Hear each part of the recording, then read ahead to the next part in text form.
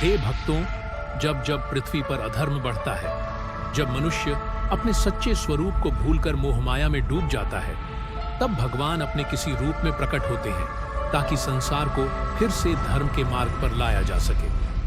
आज का युग, जिसे हम कलयुग कहते हैं, वह वही समय है जब मनुष्य अपने भीतर के ईश्वर को भूल गया है।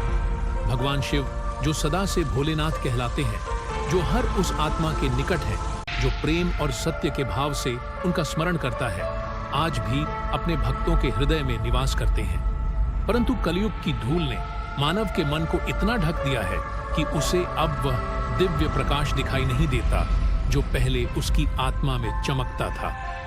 एक बार की बात है, एक भक्त ध्यान में बैठा महादेव से कह रहा था, भोलेनाथ, ये कैसा युग है। यहाँ सत्य बोलने वाला उपहास का पात्र बन जाता है और झूठ बोलने वाला सम्मानित कहलाता है। यहाँ भक्ति को व्यापार बना दिया गया है और प्रेम को दिखावा। भगवान शिव मुस्कुराए और बोले, वत्स, यह वही युग है जिसकी भविष्यवाणी मैंने स्वयं की थी। कलयुग वह समय है जब मनुष्य अपने स्वार्थ के लिए हर पवित्रता को तोड़ देगा।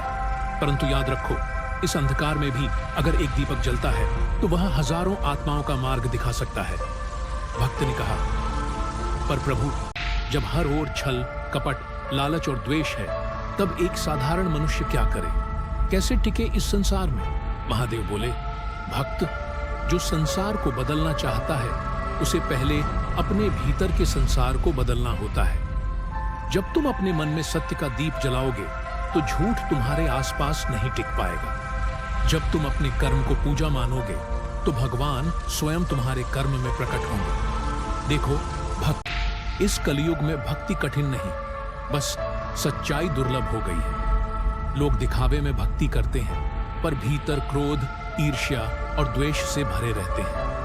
जो वास्तव में भक्ति करता है वह दूसरों की गलती नहीं ढूंढता, बल्कि अपने मन की अशुद्धि को साफ करता है।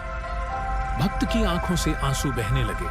उसने कहा, प्रभु, अगर मैं अकेला सत्य पर टिका रहूं तो क्या मेरा प्रयास व्यर्थ नहीं जाएगा।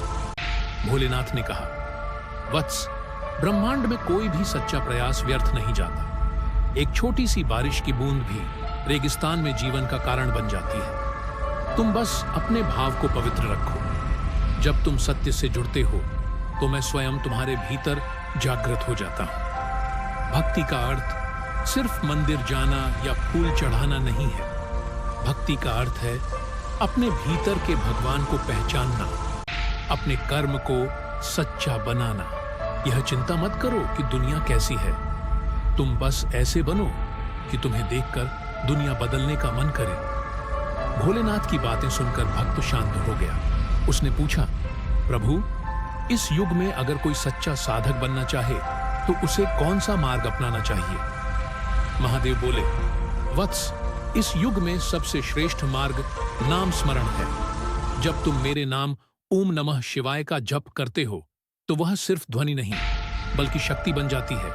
यह मंत्र तुम्हारे भीतर की नकारात्मकता को जलाता है और तुम्हें उस बिंदु तक ले जाता है जहां केवल शांति है। जब तुम नाम का जप करते हो तो तुम्हारा मन धीरे धीरे मुझ में विलीन हो जाता है, और जब मन शांत होता है तब तुम समझ पाते हो कि ईश्वर बाहर नहीं, भीतर ही है। भक्त बोला, प्रभु, क्या इस कलयुग में भी मोक्ष संभव है। भोलेनाथ बोले, वत्स, मोक्ष कभी असंभव नहीं होता, वह सिर्फ मन की स्थिति है। जब तुम्हारा मन आसक्ति से मुक्त हो जाता है, जब तुम अपने कर्म को निष्काम होकर करते हो, तब तुम मोक्ष के द्वार पर होते हो। मोक्ष का अर्थ मरने के बाद किसी लोक में जाना नहीं है। मोक्ष तो उसी क्षण होता है जब तुम अपने भीतर के भय, लालच और द्वेष से मुक्त हो जाते हो। जब तुम अपने भीतर शांति पाते हो, वही मोक्ष है। फिर भोलेनाथ ने मुस्कुराते हुए कहा, वत्स, मैं कभी दूर नहीं गया। मैं हर युग में अपने भक्तों के साथ रहता हूँ। फर्क सिर्फ इतना है कि पहले लोग मुझे अनुभव करते थे, अब लोग मुझे सिद्ध करना चाहते हैं। पहले भक्ति समर्पण थी, अब भक्ति प्रतिस्पर्धा बन गई है। लेकिन सत्य वही है, जो झुकेगा वही पाएगा, जो प्रेम करेगा वही देखेगा, जो विनम्र होगा वही मेरा साक्षात्कार करेगा। भक्त ने भाव विभोर होकर कहा, प्रभु, आपने मेरी सारी उलझनें मिटा दी। महादेव बोले, वत्स, मैं तो सदा से तुम्हारे साथ था। बस तुमने मुझसे संवाद करना बंद कर दिया था। अब जब तुमने अपने हृदय का द्वार खोला है तो समझो मैं वही हूं, तुम्हारे भीतर, तुम्हारे श्वासों में, तुम्हारे कर्मों में।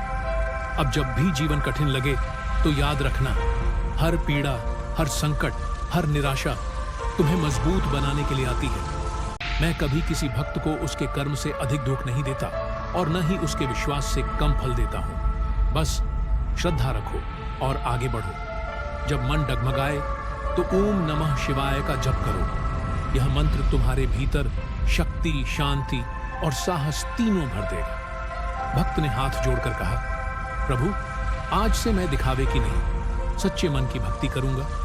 मैं आपके नाम को केवल शब्द नहीं, जीवन बना दूंगा। भोलेनाथ ने आशीर्वाद देते हुए कहा, वत्स, यही सच्ची भक्ति है। जब भक्त और भगवान के बीच कोई अंतर नहीं रह जाता, वही परमानंद की स्थिति है। तुम जिस भाव से मुझे पुकारोगे, मैं उसी भाव से तुम्हारे पास आऊंगा। बस याद रखो, कलयुग का अंधकार भी उस भक्त के आगे झुक जाता है जो सत्य, प्रेम और भक्ति के दीपक से अपने जीवन को प्रकाशित करता है।